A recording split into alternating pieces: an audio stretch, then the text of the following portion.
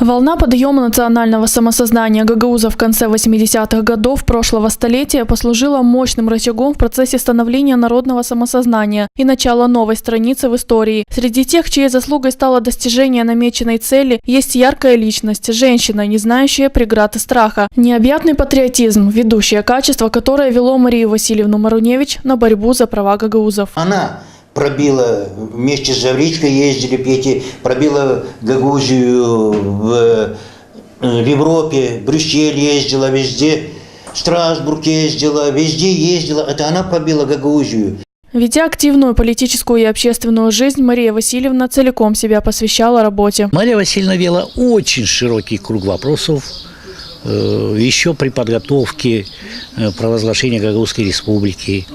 Во время Гагаузской республики она буквально, вы знаете, я так люблю говорить эти слова, она горела на работе. Своими поступками Мария Маруневич стала примером для многих женщин, которые сегодня стремятся на высокие государственные должности. Существует мнение, что женщин-политиков у власти должно быть больше. Женщины, они тактичные, терпеливые, хозяйственные.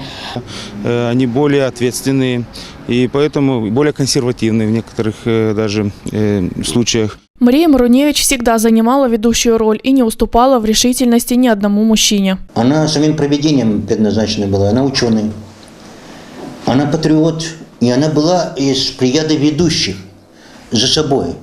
Она была всегда в авангарде борьбы нашего народа за свою государственность. Не каждый мужчина бы смог решить те проблемы, которые собралась она и решала она. Мария Маруневич известна гагаузской общественности как талантливейший человек, историк, исследователь, этнограф, педагог и активист гагаузского национального движения. Она являлась депутатом Первого Верховного Совета Гагаузской Республики, организатором женского движения Гагаузии. Участвовала в становлении гагаузского телевидения и радио Камрадского государственного университета. Мария Васильевна Маруневич стала основателем Центра научных исследований при исполкоме Гагаузии. 15 февраля 2004 года она ушла из жизни. Сегодня в память о Марии Маруневич возвели памятник. Ее именем назван научно-исследовательский центр. О ней говорят на научных конференциях и круглых столах. Но это самое малое, что можно сделать в благодарность за заслуги великого гагаузского патриота.